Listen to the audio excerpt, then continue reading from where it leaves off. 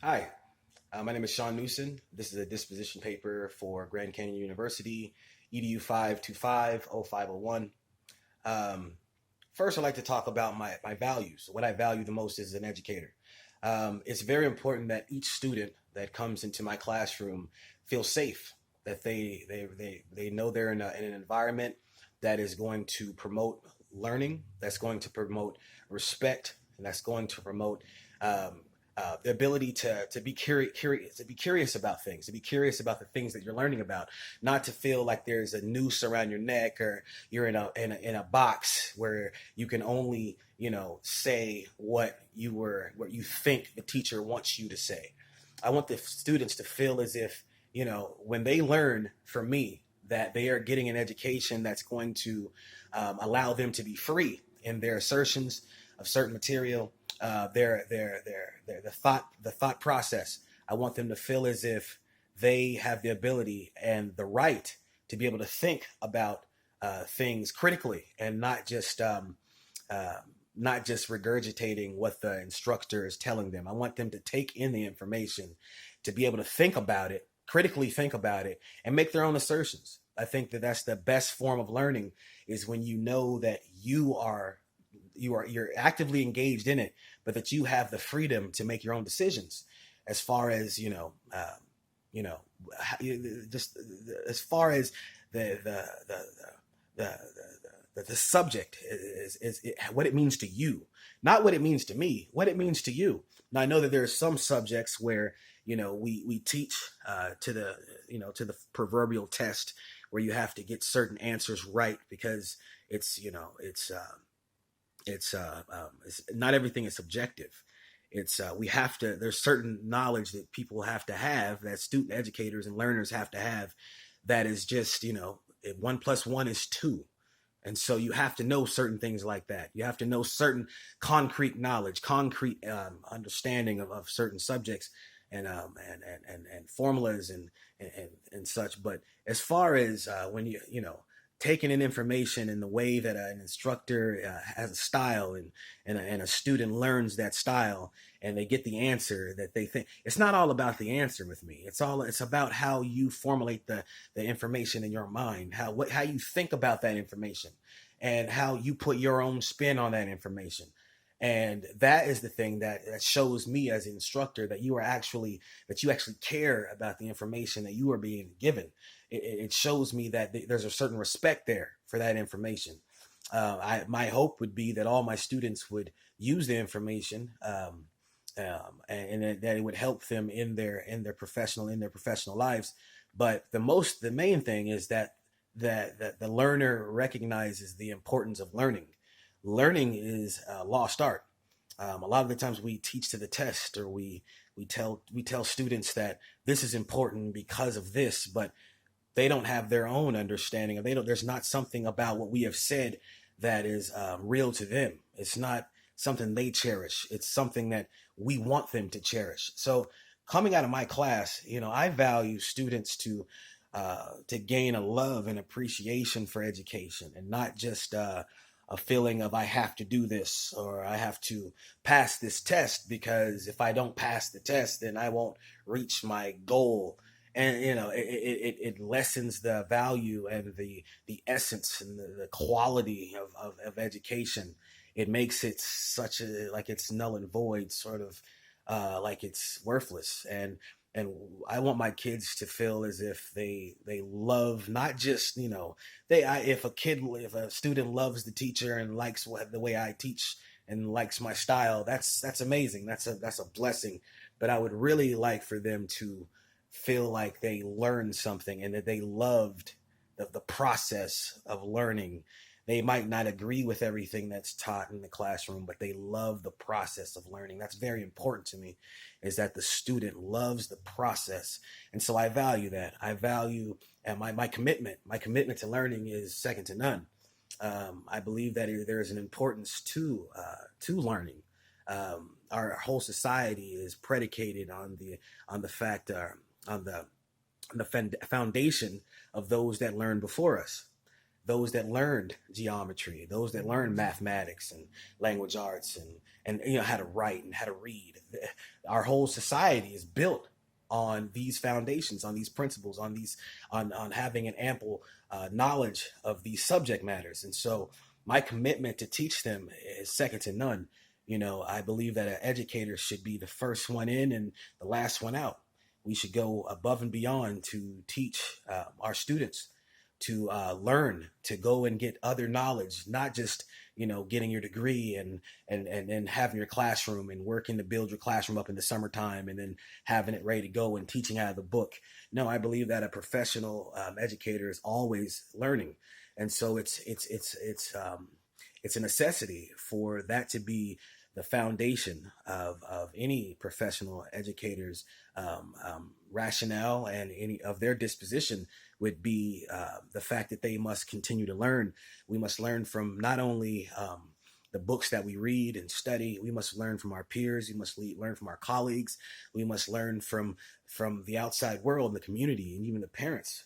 We must learn. We must always learn, and that's because that's the only way that we will be able to show our students that we care, for one thing, but it's also going to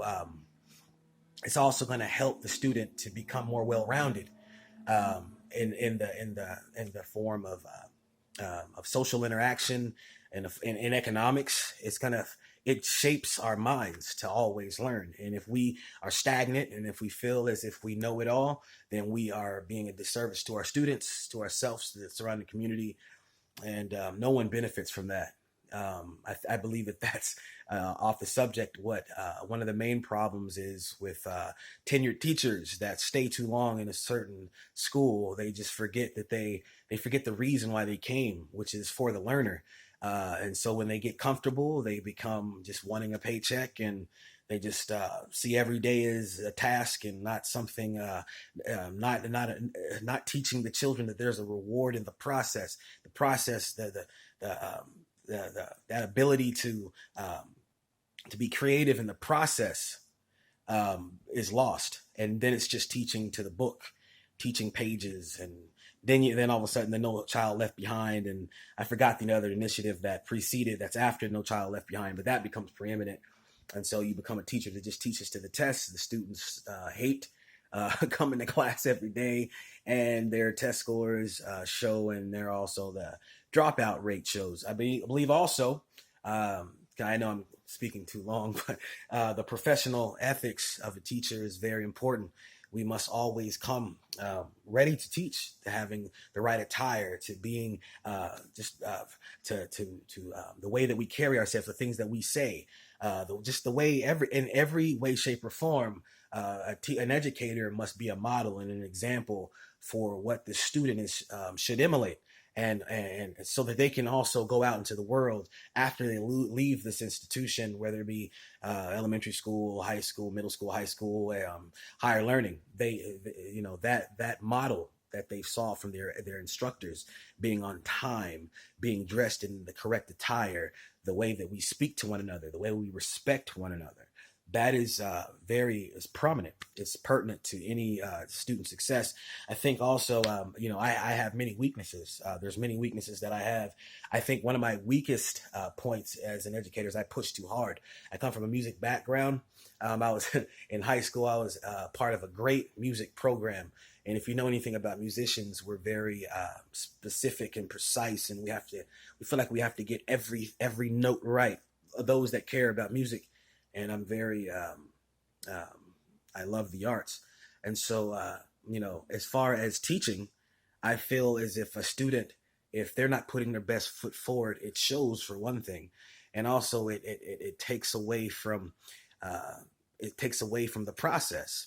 It takes away from the possibility of them being successful. And I want students to be successful.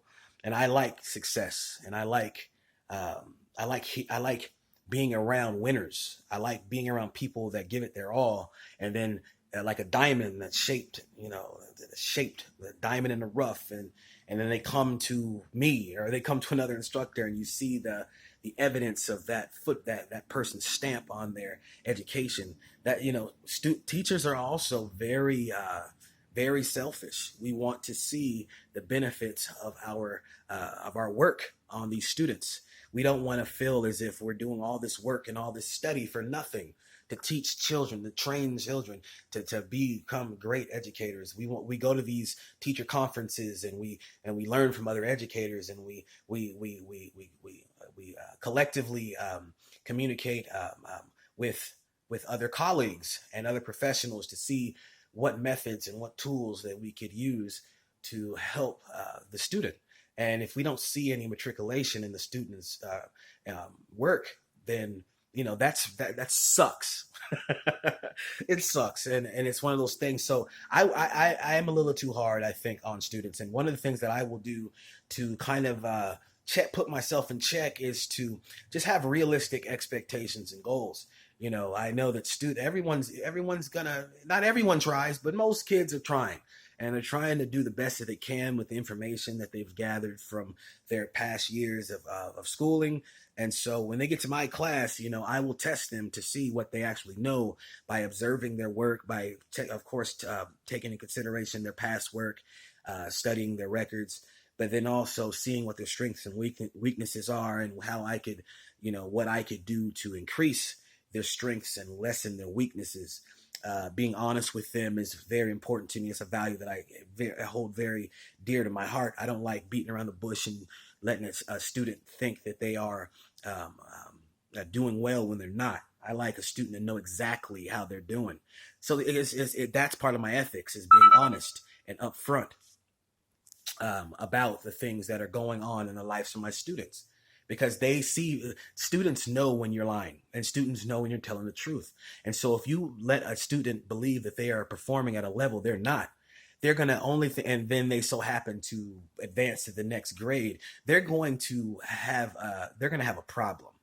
And they're going to wonder why there's so many failures on their grades and their tests, and they're not going to know why. They're going to get discouraged, and then they might even drop out. So at this level that I'm at, where the level that they come to when they get to me, I'm going to be honest with the student. I'm going to let them know where their weaknesses are, where their strengths are, what they need to polish up on, what they do well, but some things, that they need to just look at. I'm going to let my students know. That's a very important value that I have, is to be, very honest with my students.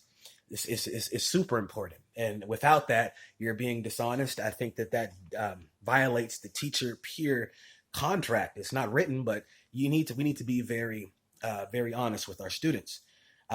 It's also important that we do nurture and foster an environment that is accepting to all cultures and all genders, and people with different learning abilities, and people that might not be, on the level. People that are on the level, we can't make one feel better than the other. There has to be methods and practices and principles that we use that will help bridge the gap, and that let those know that they aren't on the level, that they can be on the level. So I have to form and foster an environment that caters to student learning, and that caters to all students learning, by being aware of people from different cultures and backgrounds that are different than my own, or different from those that are in the classroom. And, I think that there has to be a variation, and there has to be creativity in the lesson planning, so that students can feel like they are able to perform at a level that everyone else can. And, people that come from different backgrounds, they have problems in that area a lot of the times, because it's just, the language is foreign to them. The way people speak is foreign to them. The way people dress is foreign to them. And of course, people look at them and they feel the same way. So there has to be something that can be done in my classroom that will allow for these students to feel as if they are just as capable, just as worthy, and also not just feeling that way, but feeling like, that they want to learn, that they want to work with their peers collectively, and they want to be socially interactive with them. There must be something that I could do that to foster that type of environment. And I think that what I will do is just the way that I treat every student. I will let every student know that they're all the same. There's no big me's or little u's. Everyone's the same. for my class, it's all about production. It's all about how you perform. That's just the way, that musician in me. It's there's no you're better than I am and I'm better. No, if you don't perform, I will be talking to you, and we will do something form of plan in order for the student to be able to reach the level that is expected of me, of the school, the state, and of their parents, of course. It's very important that educators have a communication with the parents. If you don't have a great communication with parents as well as colleagues in your field, in your profession, always aiming to make tools or use tools or gain tools to help students, then you're doing your students a disservice. So there has to be open communication between the parents and the student, between the parents and the teacher. I think also, there's no reason that the student shouldn't know what the parents and the students talked about. So I would even like, one of my things that I would do is have the parents and the students a certain amount of time for all of them, every student, even if you're performing well, to have a conference with me, and just so that I could explain some of the things that I've observed, some of the data that I've collected from learning, from tests, from not even tests, just observing the student and day-to-day matriculation at the school, just to let them know how the student's doing and what we can do to create an even better environment for students. The main thing is the student feels that they're safe and that they feel like they're in a positive learning environment, which is always pushing them to succeed, not stagnant, not something that's non-creative, not something that's just boring and stale. It has to always be something that keeps them there, because tell you the truth, man, education a lot of times boring. I mean, a lot of us became educators just because we saw how hard it was for us to get there. And we might love students. We might love being around younger people because of their minds, because of just the ability to teach and see your work on that student and then watching them grow. We probably became educators because of that. I know I did. But this is a hard profession. And so if we're not keeping this thing from being stale, and if we're not always seeking to move the bar forward and to be creative, then we'll burn out as well. And it'll just become a task. And I never want this job to become a task. The last thing I would like to talk to you guys about is you can't have biases. You can't, like I just said, you can't treat students worse than anyone, better than anybody else. That's just destroys teaching, and you shouldn't be an educator if you feel like you need to do that, because the truth of the student's abilities is not being showcased. So why put that student in that situation where they have to perform and they don't have the skills to perform? So we can't have a potential bias. There can be no bias towards one student and the next. Let me read this last one. How do you anticipate using feedback from your annual performance evaluations, observations, and data on student performance to adjust your dispositions and teaching practices to benefit learning? It's whenever it goes back to what I've been saying. Whenever we are adjudicated or there's been some sort of effort done to reveal how we as educators are performing as teachers, then we have to take this seriously, because it's not about what we want most of the times. We may have a method or a teaching practice that we think is just perfect and it's going to work, and I just feel like the students are going to benefit from this.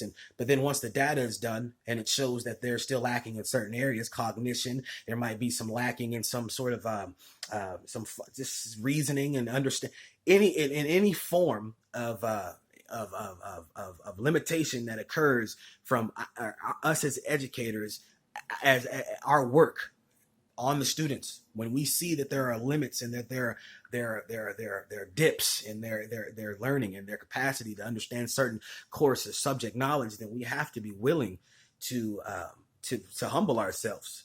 And that's part of my faith. You have to humble yourself, and you have to be willing to adjust and to do whatever. It's not about us. It's about them.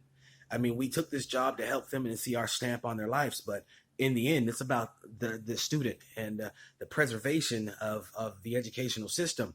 I don't agree with much of that goes on in the educational system, but I believe that the student has a right to have they have a right to learn. They have a right to learn and to formulate their own opinions and ideas. And the only way that a learner can do that is if they are able to think, and think rationally, and think critically, and to be able to decipher through all the knowledge that they're going to receive and make their own formulate their own ideas and their own truths. And so I thank you for this time. I hope everyone that watches this video receives something that will help them in their own careers. I know that I will be watching the dispositions on the website after this is over. Actually, I'm tired. I probably won't watch it after I'm over. I work very hard at my job and just everything. But I will be watching these videos. I get a lot from all the students at GCU about reading the papers, and amazing papers.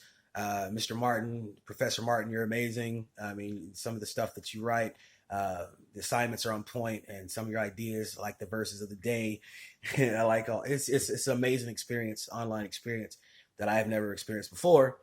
But I'm learning something new all the time. I'm learning that time management is very important. So anyways, this is Shaun Newson signing out. Disposition Paper, EDU 525-0501. All right. God bless.